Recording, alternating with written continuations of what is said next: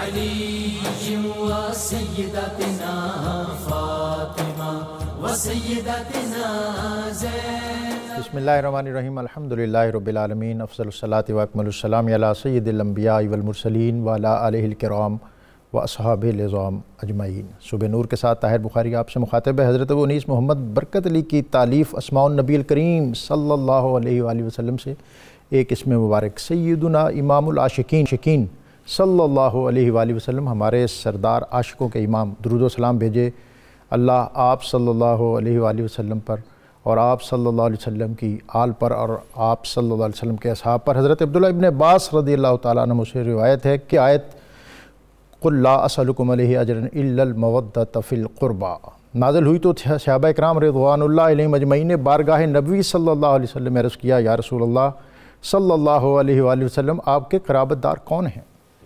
جن کی محبت ہم پر واجب ہے؟ تو آپ صلی اللہ علیہ وسلم نے فرمایا علی، فاطمہ اور ان کے دونوں بیٹے حسن اور حسین علیہم السلام۔ اسی طرح ایک مقام پر حضرت عبداللہ ابن عباس رضی اللہ تعالیٰ عنہما بیان کرتے ہیں کہ حضور نبی کریم صلی اللہ علیہ وآلہ وسلم نے فرمایا، اللہ تعالیٰ سے محبت کرو ان نعمتوں کی وجہ سے جو اس نے تمہیں عطا فرمائیں، اور مجھ سے محبت کرو اللہ کی محبت کے سبب، اور میرے اہل بیت سے میری محبت کی خاطر۔ محبت باپ کو بیٹے سے محبت ہوتی ہے اور بیٹے کو باپ سے، لیکن اگر کسی حادثے اور سانحے یا اس دنیا کے رسم و رواج کے مطابق دونوں میں سے کوئی ایک جدا ہو جائے اور زندگی کی بازی ہار جائے، مر جائے، تو دوسرا زندہ رہتا ہے۔ بیٹے اب باپ کے بغیر اور بیٹا باپ کے بغیر اور باپ بیٹے کے بغیر بہرحال زندگی میں سروائیو کرتے ہیں۔ محبت اپنی جگہ، لیکن کوئی کسی کے ساتھ دنیا سے نہیں جاتا۔ صوفیہ کہتے ہیں کہ مودت جو ہے یہ محبت سے اگلا درجہ ہے۔ مچھلی جو ہے اس کو پانی سے انس ہے، محبت ہے، لیکن اگر مچھلی کو پانی سے نکال دیں تو وہ پانی کے بغیر زندہ نہیں رہ سکتی۔ اہل بیت کے ساتھ جو مودت ہے، یعنی محبت کا وہ درجہ جس کے بغیر انسان کا ایمان باقی نہ رہ سکے۔ نبی اکرم رسول محتشم صلی اللہ علیہ وسلم نے فرمایا، اللہ کی قسم کسی آدمی کے دل میں ایمان داخل نہیں ہو سکتا جب تک کہ وہ میرے اہل بیت سے اللہ کی خاطر اور میری ان سے رشتہ داری کی وجہ سے ان سے محبت نہ کرے۔ انہیں خیر الرسل سے ہے جن کا خمیر، ان کی بے لوث طینت پہ لاکھوں سلام۔ آب تطہیر سے جن کے پودے جمیں، اس ریاض نجابت پہ لاکھوں سلام۔ پارا ہائے صحف غنچہ ہائے قدس، اہل بیت نبوت پہ لاکھوں سلام۔ بر صغیر میں یہ اعزاز اور افتخار بلکہ استحقاق اعلیٰ حضرت فاضل بریلوی کو میسر ہے، اور یہ انہی کے شان ہے۔ شریکت الحسین سفیر کربلا،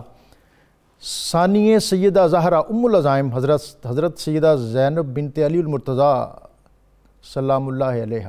ان کی بارگاہ میں آج ہم اپنی عقیدتوں اور عادتوں اور محبتوں کا نذرانہ پیش کریں گے۔ آپ خانوادہ نبوت اور اہل بیت اطہار کی ایک اولو العزم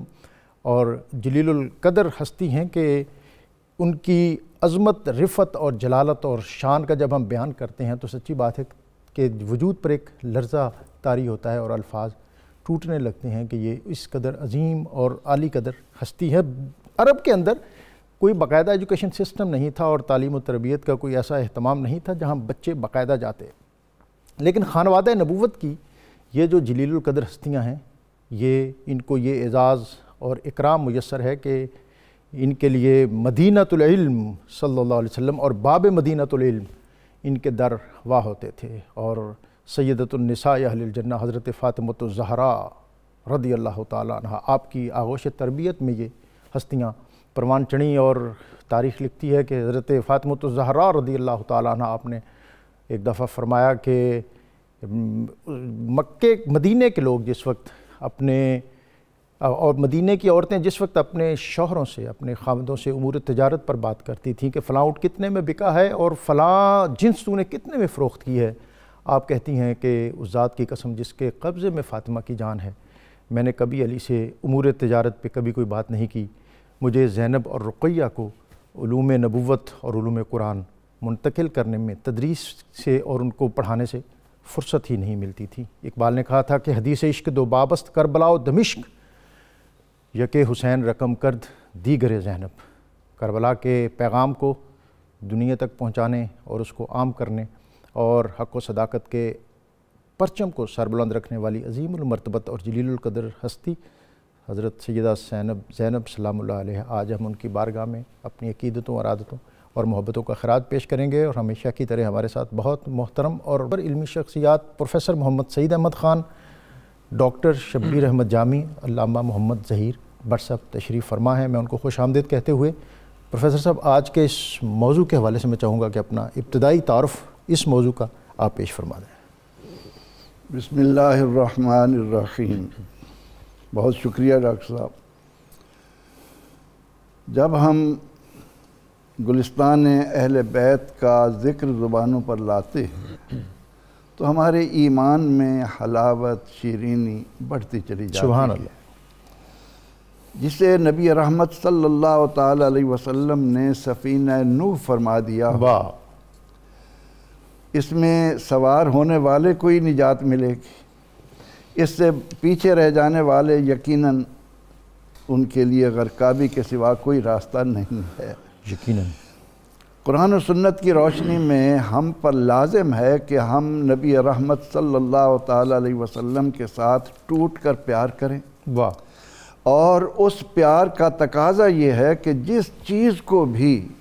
نبی رحمت صلی اللہ تعالی علیہ وسلم سے نسبت ہوگی وہ اہل ایمان کے دل کا سکون اور آنکھ کی چمک ہوگی۔ سبحان اللہ۔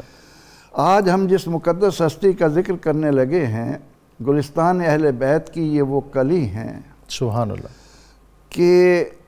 جنہوں نے کائنات میں ایمان کو مہکایا ہے۔ واہ واہ واہ واہ واہ، انہیں بنو ہاشم کی عقیلہ بھی کہتے ہیں، واہ، ثانی زہرا بھی کہلاتی ہیں۔ سبحان اللہ۔ شعبان المعظم ان کی ولادت کا مہینہ ہے، جمادی الاخری ان کی وفات کا سال ہے اور مہینہ ہے۔ ہم یہ دیکھتے ہیں کہ یہ عام طور پر کہا جاتا ہے کہ امام حسین نے دین کو بچایا، حقا کے بنا لا الہ ہست حسین۔ میں اس کے ساتھ یہ کہتا ہوں کہ حسین کو کس نے بچایا؟ واہ،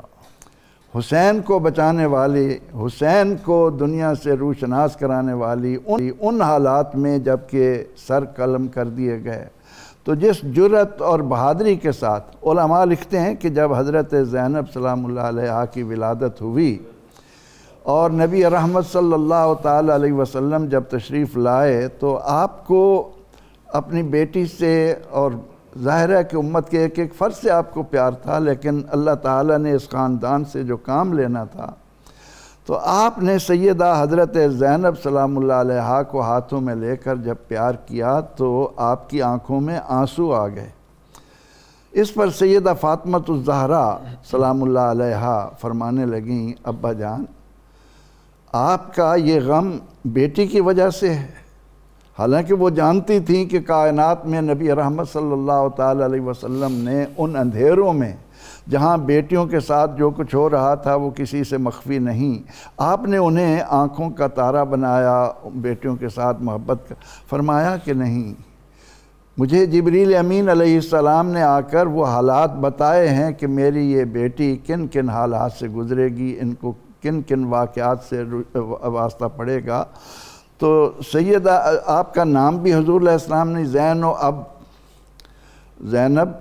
باپ کی زینت، باپ کا حسن، یہ بھی آپ نے ہی تجویز فرمایا۔ سبحان اللہ۔ اور بلکہ ایک روایت یہ بھی ہے کہ جب نام رکھنے کی آپ کی خدمت میں استدعا کی تو آپ نے فرمایا میں اللہ سے سبقت نہیں لیتا، اور اسی دوران حضرت جبریل حاضر ہوئے اور کہا کہ اللہ تعالیٰ نے اس بیٹی کا یہ نام رکھا ہے۔ سبحان اللہ۔ سبحان اللہ۔ تو اس طرح سے جس نے آغوش فاطمہ میں جنم لیا ہو، یعنی کسی کی جب ہم تعریف کرتے ہیں تو اس میں دو باتیں آتی ہیں، ایک حسب و نسب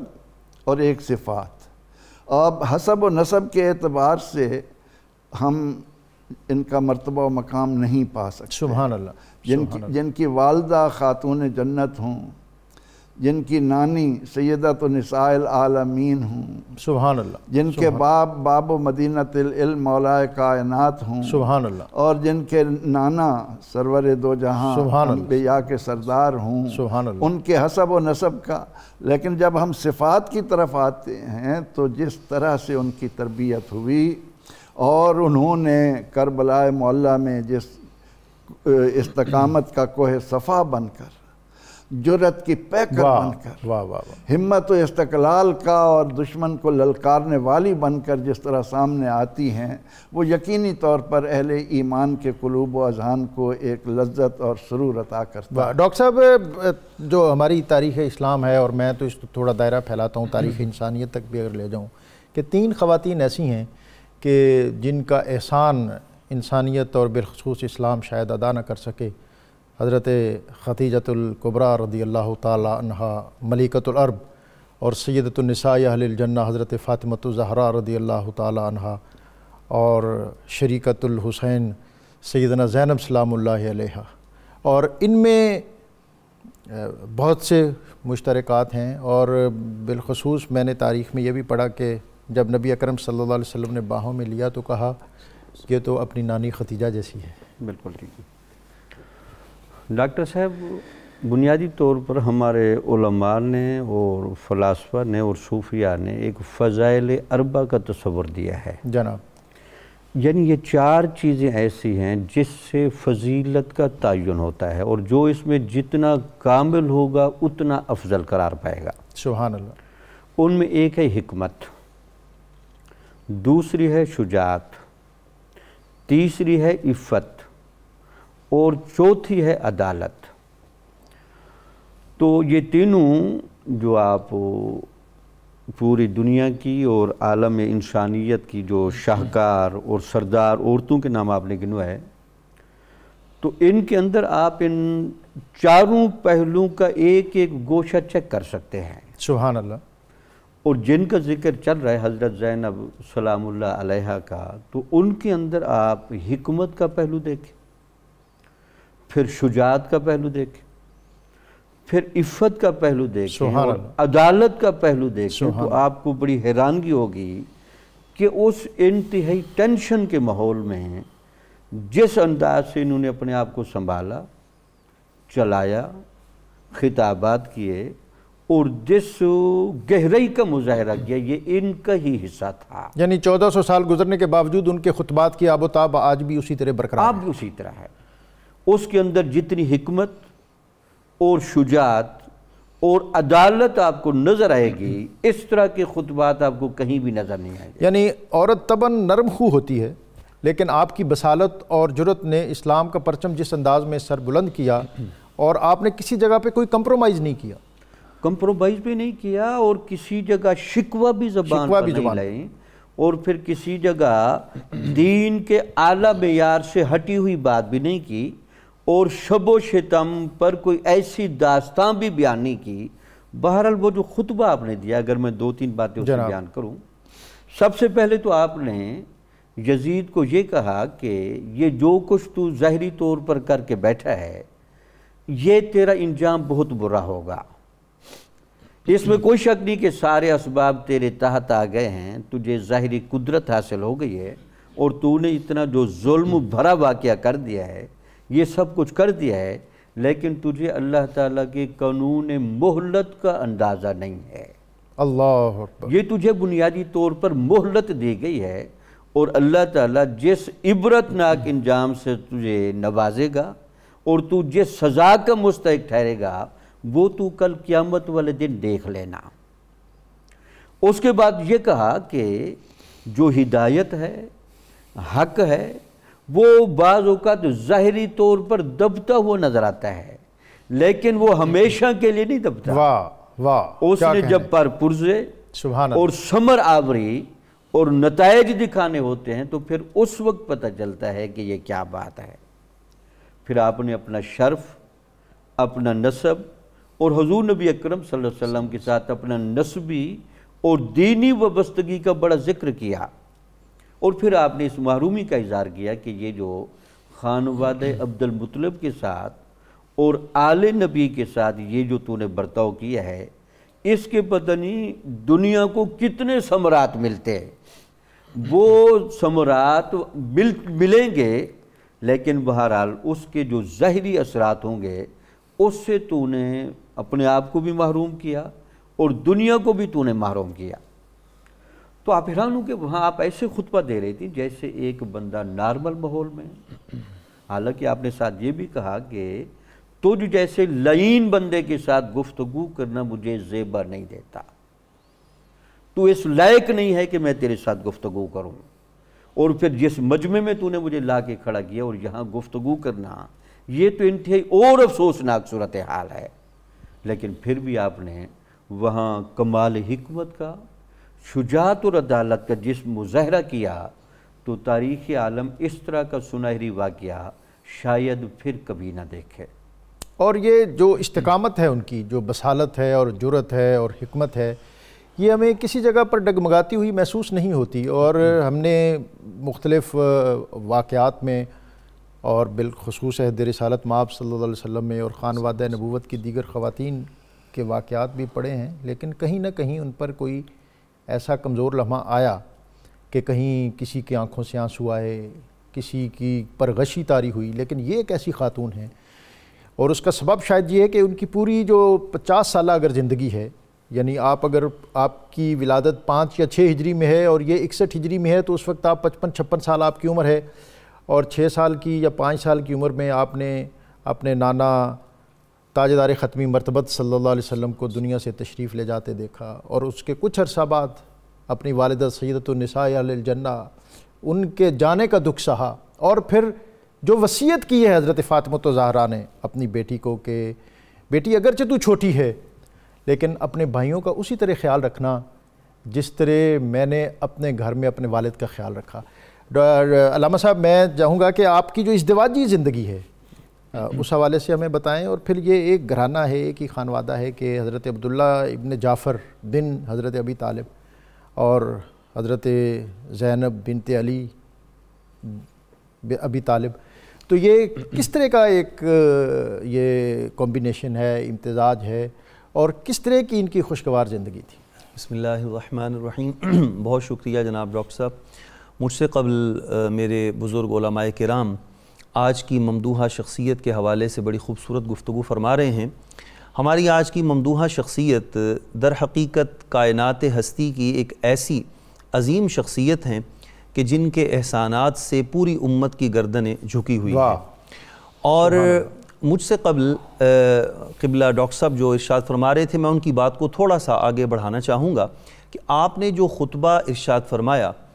اس میں آپ نے قرآن مجید سے استدلال کرتے ہوئے جو باطل پرستوں کو ملنے والی ظاہری مہلت ہے، اس حوالے سے میں ایک دو باتیں قرآن مجید کے حوالے سے مزید عرض کرنا چاہتا ہوں، پھر میں آپ کے اس سوال کی طرف بھی آؤں گا۔ اللہ تبارک و تعالیٰ نے قرآن مجید میں اپنا یہ قانون ذکر فرمایا ہے کہ وہ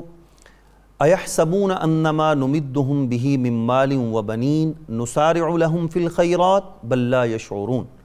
اللہ کریم فرماتا ہے کہ ہم جو باطل پرستوں کو، منکروں کو اور دین سے دور ہونے والوں کو مہلت دیتے ہیں، بلکہ مہلت ہی نہیں دیتے، ان کو مال و دولت سے بھی نوازتے ہیں، کیا وہ یہ سمجھتے ہیں کہ ان کے حق میں بہتر ہو رہا ہے؟ بل لا یشعرون، انہیں خبر نہیں ہے کہ اس کا انجام کیا ہونے والا ہے۔ اسی کا آپ نے حضرت سیدہ زینب رضی اللہ تعالیٰ عنہ نے استدلال کرتے ہوئے یزید کو للکارتے ہوئے فرمایا تھا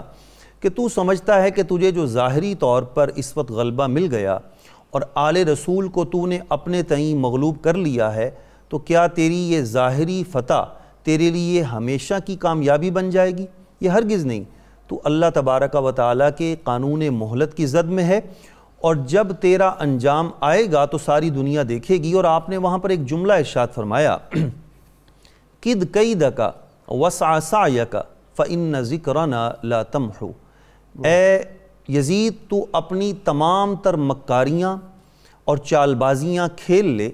جو کوششیں کر سکتا ہے کر لے، لیکن یہ بات یاد رکھ کہ تو ہمارا ذکر کبھی بھی نہیں مٹا سکتا۔ اللہ اکبر۔ اور آپ دیکھ لیجئے کہ یزید مٹ گیا، اس کے محلات، اس کی شان و شوکت، اس کا تمام روب و جلال پیوند خاک ہو گیا، لیکن آج ساری کائنات کا گوشہ گوشہ آل رسول کی قربانیوں سے اور ان کی ان محبتوں سے جگمگا رہا ہے۔ اور ہر مومن کا سینہ،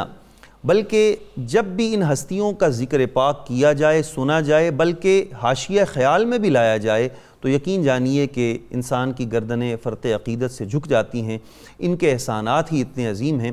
آپ کی شخصیت کے حوالے سے جو آپ فرما رہے ہیں، آپ کا جو ایک ازدواجی سفر ہے، آج سے آپ کے اس ازدواجی سفر سے تقریباً 20 سال پہلے جب آپ کی والدہ ماجدہ سیدہ کائنات سیدہ فاطمۃ الزہرا رضی اللہ تعالیٰ عنہ کی شادی کا وقت آیا تھا، تو اس وقت بھی کچھ ایسی کیفیت تھی کہ بہت سے صحابہ کرام آقا علیہ السلام کے ساتھ اس نسبت کو قائم کرنے کے خواہش مند تھے، لیکن آقا علیہ السلام نے اس میں اس وقت توقف فرمایا، اور جب اللہ کریم کی مرضی سے وہ معاملہ طے پایا تو آپ نے مولا کائنات کے ساتھ ان کا رشتہ قائم فرما دیا۔ ایسی ہی کچھ کیفیت اس وقت پیش آئی کہ جب سیدہ زینب رضی اللہ تعالی عنہا آپ جوان ہوتی ہیں اور آپ کے ازدواج کا مرحلہ آتا ہے، تو بہت سے عرب جو چاہتے تھے کہ مولا کائنات کے ساتھ یہ عظیم نسبت حاصل کی جائے، لیکن آپ نے بھی توقف فرمایا، اور پھر آپ کی نگاہ انتخاب اس ہستی پر پڑی ہے کہ جو بہت ساری فضیلتوں اور عظمتوں کے حامل ہیں، حضرت جعفر طیار رضی اللہ تعالیٰ عنہ کے نونہال فرزند حضرت عبداللہ بن جعفر رضی اللہ تعالیٰ عنہ، ان کو آپ نے منتخب فرمایا اور ان کے ساتھ اپنی اس صاحبزادی کا عقد فرمایا۔ اور یہ جو صاحبزادی ہیں ان کو دیکھا جائے تو ننہال، ددھیال اور سسرال ہر حوالے سے بے پناہ عظمتوں اور نسبتوں کی آپ امین ہیں۔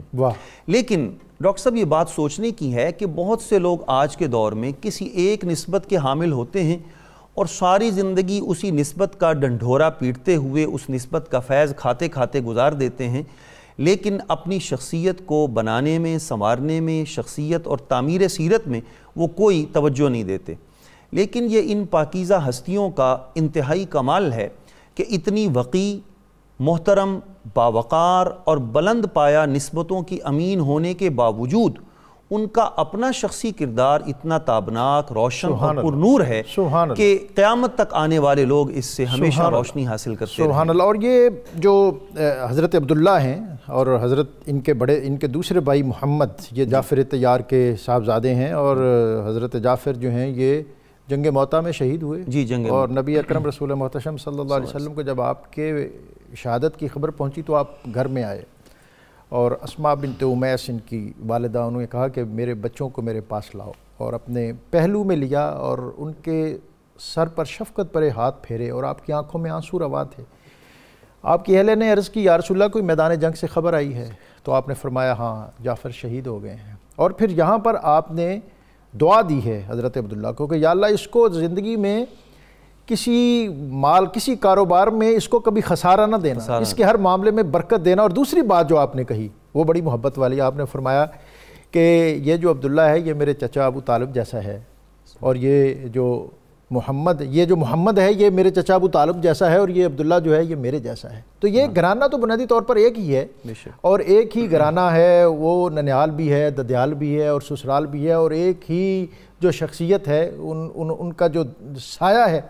وہ ان کو پوری طرح گھیرے ہوئے ہے، اور نبی اکرم رسول محتشم صلی اللہ علیہ وسلم کی جو شفقتیں، محبتیں ہیں وہ ان کو ہمہ وقت میسر ہیں۔ یہ ازدواجی زندگی، اور پھر میں چاہوں گا کہ تھوڑا سا جب مدینہ یہ 61 ہجری اور اس سے پہلے 60 ہجری، اور پھر اس میں ایک عملی رول تو حضرت سیدہ زینب کا حضرت علی المرتضیٰ اور اس کے بعد حضرت امام حسن اور حضرت امام حسین کے ساتھ باقاعدہ رہا، اور آپ کوفہ میں منتقل ہوئیں، پھر واپس مدینہ منورہ میں بھی آئیں۔ لیکن جو کٹھن دور ہے جو 60 ہجری کہ جب رجب کے اور شعبان کے یہی ایام ہیں، اور پھر مدینہ منورہ اور یزید برسر اقتدار ہوتا ہے، اور پروفیسر صاحب یہ بڑا مشکل ہے یہ کہنا، لیکن اس کو ویولائز کرنا شاید بہت مشکل ہو کہ ان گھروں کو تالے لگے۔ ہمارے ہاں ہم بہت سادہ چھوٹے لوگ ہیں، تالے تو ہم بھی اپنے گھروں کو لگانے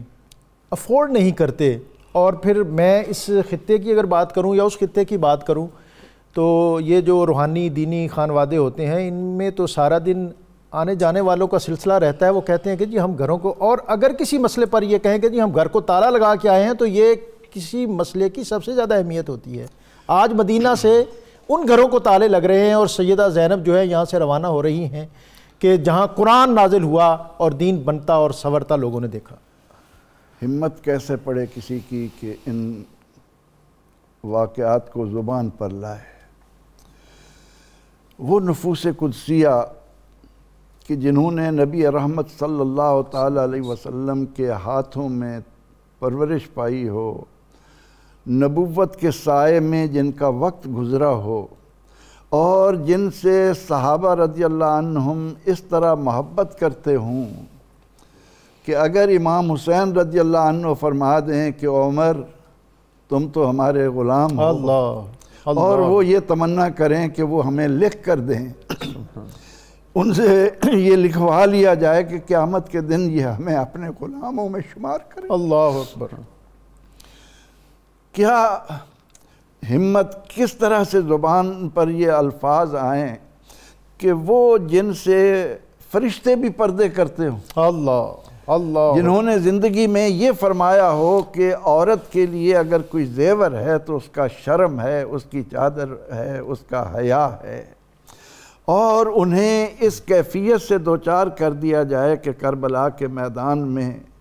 سر قلم ہوں اور اونٹوں کی ننگی پشتوں پر ان کو بغیر چادروں کے بٹھایا جائے۔ قیامت تک آنے والا کون سا ایسا اہل ایمان ہوگا جو اس منظر کو دیکھتے ہوئے اپنے آپ پر قابو پائے اور یہ کہے کہ ہاں معاذ اللہ ایسا ہونا تھا؟ کیوں ہونا تھا؟ اصل میں وہ انقلاب آپ دیکھیں کہ فاروق اعظم رضی اللہ عنہ اور اس کے بعد عثمان ذی النورین رضی اللہ عنہما نے جس انداز سے مسلمانوں کو دنیا کی امامت کے قابل بنایا، اس میں یہ شرم و حیا عورت کی یہ بنیادی اہمیت کی حامل تھی، کیونکہ مائیں تیار کرتی ہیں۔ اللہ اکبر، ماؤں کی گود میں آج بھی یہ فلسفہ دیا جا رہا ہے کہ بہترین مائیں لاؤ، بہترین قوم لے لو، لیکن بہترین مائیں دنیا کو دینے کے لیے سیدہ حضرت زینب سلام اللہ علیہا کو جب سامنے رکھ کر ہم بات کرتے ہیں، آپ کو جب کوفے کی گلیوں میں پھرایا جا رہا ہے تو وہاں پر بھی آپ عبداللہ بن زیاد سے مخاطب ہو کر جس جرأت کے ساتھ کہتے ہیں، فرماتی ہیں کہ دیکھو تو صحیح، کیا یہ خانوادہ رسول جن کا تم کلمہ پڑھتے ہو، لیکن وہاں پر تو وما ھذہ الحیات الدنیا الا لہو و لعب کے نظارے تھے۔ وہ یہ سوچ رہے تھے کہ ہم نے آج ان مقدس ہستیوں کے سر قلم کیے ہیں، ان کی مستورات کو، اللہ اکبر، کہ جنہیں اللہ رب العزت نے اس قدر عظمتوں سے نوازا ہے ان کو بے حرمت کر رہے ہیں تو ہمیں دنیا کے مزے مل جائیں گے۔ یزید اور اس کے تمام حواری اس واقعے میں اس بات کو بھول چکے تھے کہ اصل ایمان کی حقیقتیں کیا ہیں۔ ہم نے کل قیامت کے دن رسول اللہ صلی اللہ علیہ وسلم کے حضور کس طرح حاضر ہونا ہے۔ ہم تو یہ منظر دیکھتے ہیں کہ فاروق اعظم رضی اللہ عنہ اس بات کو اپنا سب سے بڑا اعزاز سمجھتے ہیں کہ مرنے کے بعد پہلوئے رسول نصیب ہو جائے۔ جب انہیں ان کے بیٹے آ کر خبر دیتے ہیں کہ ہاں ام المومنین نے تمہاری استدعا منظور کر لی ہے، تو فرماتے ہیں کہ عمر آج اپنی بڑی مراد پا گیا۔ تو وہ صحابہ رضی اللہ عنہم جو حضور علیہ الصلوۃ والتسلیم اور آپ کی آل سے اتنی محبت کرتے تھے، آج کربلا کے میدان میں یہ سیدہ زینب ہیں جو حضرت امام زین العابدین کو بچا رہی ہیں۔ یہ سیدہ زینب ہیں جنہوں نے امام زین العابدین کو بچایا۔ اور میں ناظرین یہاں ایک بات اور بڑی اپنی قوا مجتمع کر کے یہ کہتا ہوں کہ اگر یہ احسان ہے سیدہ زینب سلام اللہ علیہا کا پوری امت پر کہ اگر اس مشکل مرحلے میں آپ امام سجاد سید زین العابدین کو اس طرح اپنی حفاظتی حصار میں نہ لیتی تو شاید آپ کو دنیا میں کہیں سید حجویر اور خواجہ اجمیر نظر نہ آتے۔ یہ ان کی بہت سی خدمات کا ایک پہلو ہے، اور جس جرأت، بصالت، ہمت اور شجاعت کے ساتھ آپ نے اس قافلے کو اور کربلا کے بعد کے آنے والے مراحل کو آپ نے فیس کیا، آپ نے ان کا سامنا کیا، اور اسلام کا پرچم میں نے وہ جگہ دیکھی ہے کوفے کے اندر مسجد حنانہ کے پاس کہ جہاں رات کے وقت یہ قافلہ ٹھہرا، اور رات کو اس کو دربار ابن زیاد میں پیش نہیں کیا گیا، صبح کا انتظار کیا گیا، اور رات منادی کرائی گئی کہ کچھ باغی، کچھ لوگ ایسے آئے ہیں جن کو صبح دربار میں پیش کیا جائے گا۔ اور میں نے تاریخ میں وہ واقعہ بھی پڑھا ہے کہ سیدہ زینب سلام اللہ علیہا جب مدینہ سے اس وقت کوفہ میں آئی تھیں، جب حضرت علی المرتضیٰ کرم اللہ تعالی وجہ الکریم آپ خلیفہ راشد ہونے کی حیثیت میں کوفہ میں جب آپ نے قیام فرمایا، آپ کو اپنی بیٹی سے بہت پیار تھا، اور جب آپ کوفہ میں داخل ہو رہی تھیں تو حضرت علی المرتضیٰ آپ کے استقبال کے لیے باہر آئے تھے۔ اسی کوفہ کے اندر حضرت زینب کو اور ان کے ساتھ خانوادہ نبوت کی ان اولوالعزم اور جلیل القدر ہستیوں کو اس انداز میں، اس سلوک سے گزارا گیا، لیکن آپ نے اپنی جرأت سے، شجاعت سے اور بہادری سے ایک ایسے تابناک کردار کو قیامت تک انسانیت اور امت کو دیا جس کی روشنی ہمیں ہمیشہ رہنمائی عطا کرتی رہے گی۔ بہت زیادہ آپ ایسوسیشن تھی حضرت امام حسین، حضرت سیدہ زینب کے درمیان، اور میں جو بات ابتدا میں کر رہا تھا کہ مدینہ منورہ سے جب روانہ ہونے لگے تو رات دیر تک مشاورت بہن اور بھائی میں رہی، اور پھر مدینہ سے مکہ، اور آج پھر وہی شہب ابی طالب جہاں کبھی نبی اکرم رسول محتشم صلی اللہ علیہ وسلم کو حضرت خدیجۃ الکبریٰ کے ساتھ، حضرت ابو طالب کے ساتھ محصور کیا گیا تھا، آپ نے وہاں قیام کیا۔ اور پھر میں نے کربلا کے اندر تلہ زینبیہ، جو ایک ٹیلہ ہے اونچی جگہ پر، جہاں ایک مقام ہے جہاں سیدہ زینب سلام اللہ علیہا آپ نے کھڑے ہو کر بڑی ہمت اور جرأت کے ساتھ جنگ کے وہ مناظر دیکھے، اور بالخصوص وہ جو منظر ہے جس میں حضرت امام علی مقام گھوڑے کی زین سے فرش زمین پر گرتے ہیں۔ اور ایک روایت یہ بھی ہے کہ آپ کی بھائی کی خواہش تھی کہ میں بہن کی نظر سے اوجھل ہو جاؤں، میری اس تکلیف دہ معاملے پر وہ آزردہ نہ ہوں، اور زمین نیچے ہوتی گئی، اور وہ لیکن دوسری طرف ٹیلہ جو ہے وہ بلند ہوتا گیا۔ اس کے ساتھ جو خیمہ گاہ ہے، اس خیمہ گاہ میں بھی اگر آپ اس کی جو ترتیب ہے اس کو دیکھیں تو سب سے پہلے حضرت عباس علمدار کا ہے، اور سب سے آخر پر دو خیمے پیچھے سے جو ملے ہوئے ہیں وہ حضرت امام حسین اور سیدہ زینب سلام اللہ علیہا کے ہیں۔ مشاورت تھی، معاونت تھی، ایک دوسرے کے ساتھ ہمت بناتے تھے، اور قافلہ اسلام کے یہ سپہ سالار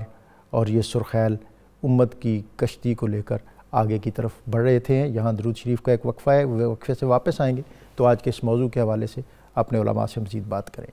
سیدتنا فاطمہ و سیدتنا وبارک وسلم وآلہ وصحبہ وبارک وسلم اللہم صلی۔ صبح نور میں آپ کو ایک مرتبہ پھر خوش آمدید۔ آج ہم خراج عقیدت اور محبت پیش کر رہے ہیں ثانی سیدۃ الزہرا، سفیر کربلا شریکۃ الحسین حضرت سیدہ زینب سلام اللہ علیہا، کہ آپ وہ تربیت آپ کو میسر آئی کہ جس کے سبب آپ نے جرأت اور استقامت کے وہ باب رقم کیے کہ جس سے قیامت تک انسانیت رہنمائی اور روشنی حاصل کرتی رہے گی۔ دعوت عشیرہ میں نبی اکرم رسول محتشم صلی اللہ علیہ وآلہ وسلم حضرت فاطمۃ الزہرا رضی اللہ تعالی عنہا آپ کو ساتھ لے کے گئے تھے، آپ بچپنے میں تھیں۔ اسی طرح حجۃ الوداع کے موقع پر حج کے لیے جب نبی اکرم رسول محتشم صلی اللہ علیہ وسلم مدینہ سے روانہ ہوئے تھے تو اپنی اس پیاری نواسی کو آپ نے اس سفر میں بھی ساتھ رکھا تھا، تاکہ وہ یہ جان سکیں کہ دین کس طرح مرتب ہو رہا ہے، کس طرح مدون ہو رہا ہے، قرآن کس طرح نازل ہو رہا ہے، اور ایک اسلامی معاشرہ جو ہے وہ کس طرح ترتیب پا رہا ہے۔ اور آپ نے جو جرأت مندانہ کردار تاریخ اسلام میں ادا کیا وہ یقیناً عہدوں اور مدتوں بلکہ قیامت تک یاد رکھا جائے گا۔ ڈاکٹر صاحب، آپ کی ایک علمی وجاہت ہے، علمی ثقافت ہے، اور آپ کی جرأت اور استقامت ہے۔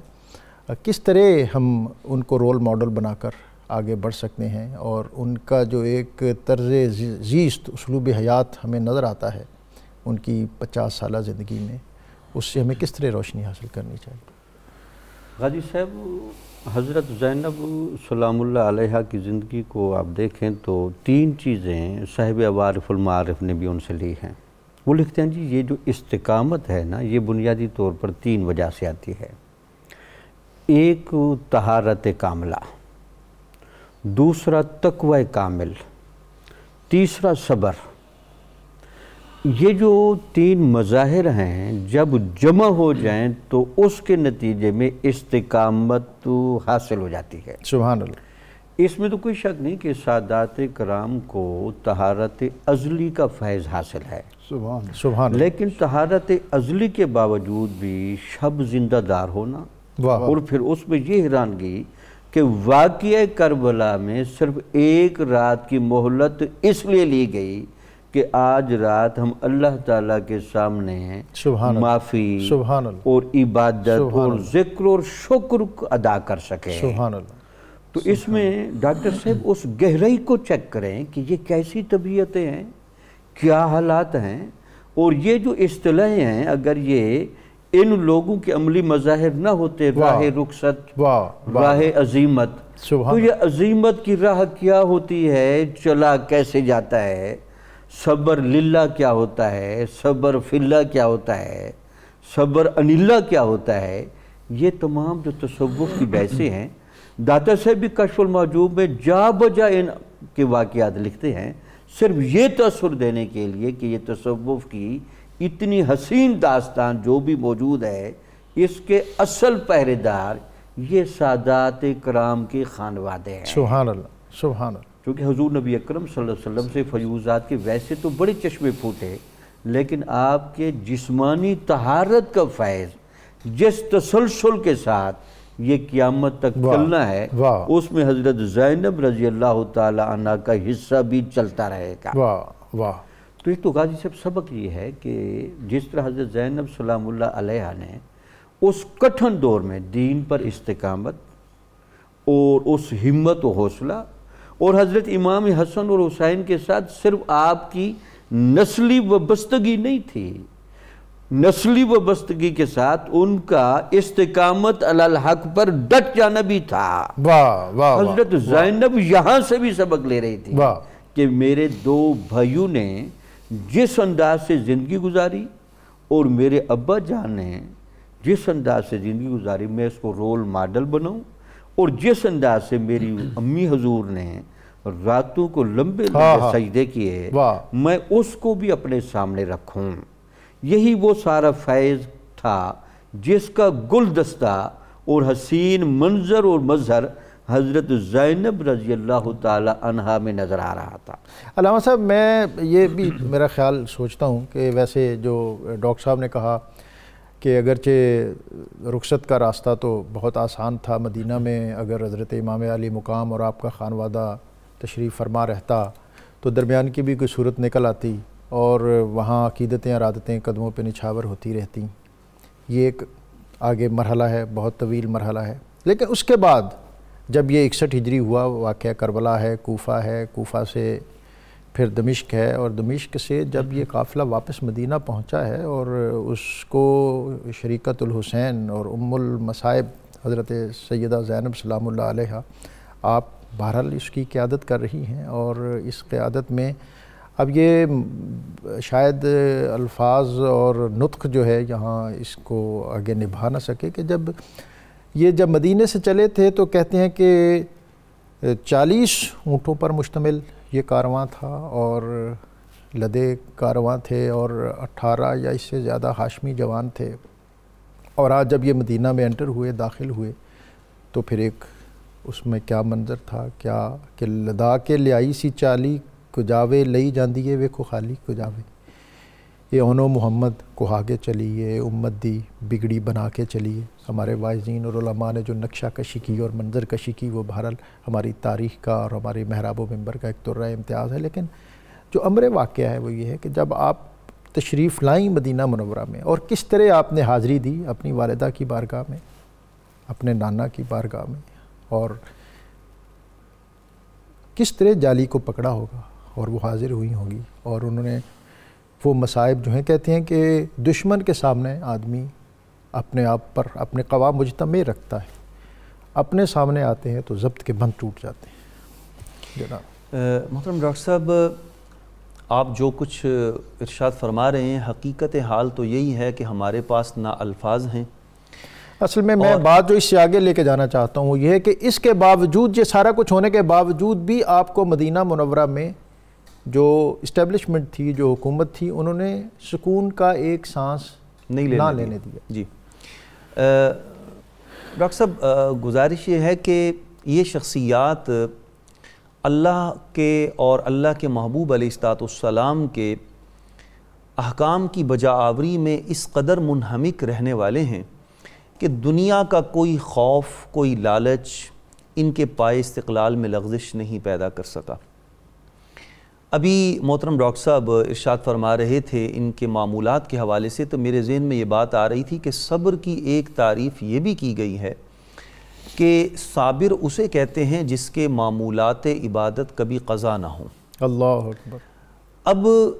10 محرم کی رات ہے، شب عاشورہ ہے، اور یہ پتہ ہے کہ کیا دردناک منظر پیش آنے والا ہے، وہ سب کچھ آپ کے سامنے نوشتہ دیوار کی مانند ہے، پر اس کے باوجود آپ وہ رات بھی ذکر و فکر میں، تہجد میں اور شب زندہ داری میں بسر فرماتی ہیں، اور آپ کی تہجد گزاری اس حد تک ہے کہ امام عالی مقام رضی اللہ تعالیٰ عنہ بھی گزارش کرتے ہیں کہ میری بہن حسین کو بھی اپنی دعائے شبینہ میں یاد رکھنا۔ اللہ اکبر۔ ڈاکٹر صاحب، آج کے دور میں ہماری تمام ماؤں، بہنوں اور بیٹیوں کے لیے یہ بہت بڑا پیغام ہے کہ جس ہستی کو بھی کوئی مقام، کوئی رتبہ، کوئی اعزاز نصیب ہوا ہے یا ہوگا، اس کے پیچھے شب زندہ داری اور تہجد گزاری اور اللہ کی بارگاہ میں آہوزاری یہ ایک انتہائی اہم عنصر ہے۔ اقبال جیسی شخصیت نے بھی کہا تھا کہ زمستانی ہوا میں گرچہ تھی شمشیر کی تیزی نہ چھوٹے مجھ سے لندن میں بھی آداب سحر خیزی۔ ان شخصیات کو اپنا آئیڈیل بنانا بہت ضروری ہے، اور جو بات میں اختتام پہ کرنا چاہتا ہوں وہ یہی ہے کہ حضرت سیدہ زینب سلام اللہ علیہ آپ یہاں جب مدینہ میں آئیں تو ظاہر ہے آپ اپنے قبیلے کی اس وقت سب سے بڑی تھی، چیف تھی، اور پھر انہوں نے جو قبائل اور ایک روایت کے مطابق لوگ پرسہ کے لیے آتے تھے، تعزیت کے لیے آتے تھے، اور یہاں آپ کا قیام سیدہ فاطمہ الزہرا سلام اللہ علیہ کے گھر میں آپ کا قیام حکمرانوں کے لیے ایک نئے انقلاب کا پیش خیمہ ہوتا ہوا نظر آ رہا تھا، اور آپ علوم نبوت آپ کی زبان سے رواں ہوتی، اور پھر کربلا کے مصائب لوگ آپ سنتے، اور مدینہ کے اندر آپ کے اس وجود کے سبب جب ایک نئی تحریک جنم لیتی ہوئی محسوس ہوئی تو آپ کو دوبارہ جلا وطنی پہ مجبور کر دیا گیا، اور آپ بالآخر وہ مدینہ جو ساری کائنات کے لیے سب سے خوبصورت، سب سے بہتر اور ہر صابری اسی بات کو اس نقطے پر کہ آپ نے وہ واقعات تو بتائے لیکن اپنے عمل سے ایک لاہ عمل آنے والی ماؤں کو بھی دے گئیں کہ آپ نے مدینہ منورہ میں مدینہ منورہ کی بچیوں کو، سبحان اللہ، یعنی وہ ماں سبحان جس نے اپنے 2 لخت جگر ہاتھوں سے قربان کیے ہوں، اتنی بڑی مصیبتیں دیکھی ہوں، وہ یہ سمجھ رہی ہیں کہ کسی قوم کو اگر بنایا جا سکتا ہے تو اس کی جو بیٹیاں ہیں ان کی تربیت پر خصوصی توجہ دی جائے، اور مدینہ میں آپ نے بچیوں کا باقاعدہ ایک یعنی دارالعلوم قائم کیا، مدینہ میں بھی دارالعلوم قائم کیا، اور کوفہ کے اندر جب آپ نے قیام کیا تو وہاں بھی آپ نے کوفے کی خواتین جو ہیں ان کو علوم نبوت اور علوم مصطفیٰ اور علوم مرتضیٰ ان سے فیض یاب کیا۔ میں شکر گزار ہوں پروفیسر محمد سعید احمد خان صاحب کو، ڈاکٹر شبیر احمد جامی صاحب کا، علامہ محمد ظہیر بٹ صاحب کا۔ یہاں ایک مختصر سا وقفہ ہے، وقفے کے بعد جب دوبارہ آئیں گے تو ایک منسوب با سیدہ زینب سلام اللہ علیہ دعا جو آج کے اس کٹھن اور مشکل حالات میں جس میں پوری انسانیت جو ہے اس کو کرونا سے واسطہ ہے، ہم اپنی مناجات، اپنی دعا، اپنی عرضی، اپنی استدعا حضرت سیدہ زینب سلام اللہ علیہ آپ کے توسل سے، اہل بیت اطہار کے توسل سے، انہی کے الفاظ میں اللہ رب العزت کی بارگاہ میں پیش کریں گے، اس لیے کہ اعلیٰ حضرت نے بھی کہا تھا کہ یا الہی ہر جگہ تیری عطا کا ساتھ ہو، جب پڑے مشکل شہ مشکل کشا کا ساتھ ہو۔ مختصر سا وقفہ۔ اللہم صلی علی وآلہ وصحبہ وبارک وسلم۔ صبح نور میں آپ کو ایک مرتبہ پھر خوش آمدید۔ پروگرام کے اختتام پر کتاب شفا سے ہر قسم کی پریشانی دور کرنے کا عمل، اور بالخصوص آج کے حالات میں یہ دعا جو ہے یہ بہت زیادہ مؤثر ہو سکتی ہے۔ یا حی یا قیوم برحمتک استغیث، اور سیدنا امام حسین رضی اللہ تعالیٰ عنہ علیہ السلام کا قول مبارک، جو شخص کسی مومن کے کرب و غرب و غم کو دور کرے اللہ تعالیٰ اس کے دنیا و آخرت کے غم و اندوہ کو دور کرے گا۔ روزنامہ 92 نیوز میں آج کا مضمون سیدہ زینب بنت علی المرتضیٰ کرم اللہ تعالیٰ وجہ ضرور ملاحظہ کیجیے گا۔ پروفیسر ڈاکٹر شبیر احمد جامی صاحب آج کی دعا اور اس کے بعد منقبت کے لیے محمد بلال بٹ صاحب۔ حضرت سیدہ زینب رضی اللہ تعالیٰ عنہ کی طرف یہ ایک دعا منسوب ہے اور کرونا کی مناسبت سے بھی اس کا بڑا گہرا تعلق ہے۔ آپ فرماتے ہیں اے پروردگار عالم، ہم تیرے حضور دعا کرتے ہیں کہ ہمیں اپنی عنایتوں سے نواز دے۔ اے خدا پاک، تو ہی رحم کرنے والا، رحمت فرمانے والا اور حقیقی معنوں میں مہربان ہے، اور ہمیں تیری عنایات کے سوا کچھ مطلوب نہیں، اور ہمیں صرف تجھ ہی پر بھروسہ ہے اور تیری ذات سے بہتر کوئی سہارا نہیں ہے۔ آمین یا رب العالمین۔ اے ہمارے پروردگار، سیدہ زینب سلام اللہ علیہا کی ذات پاک کے وسیلے سے اور ان کی تیری بارگاہ میں کی جانے والی دعاؤں اور بالخصوص اس مذکورہ دعا کے وسیلے سے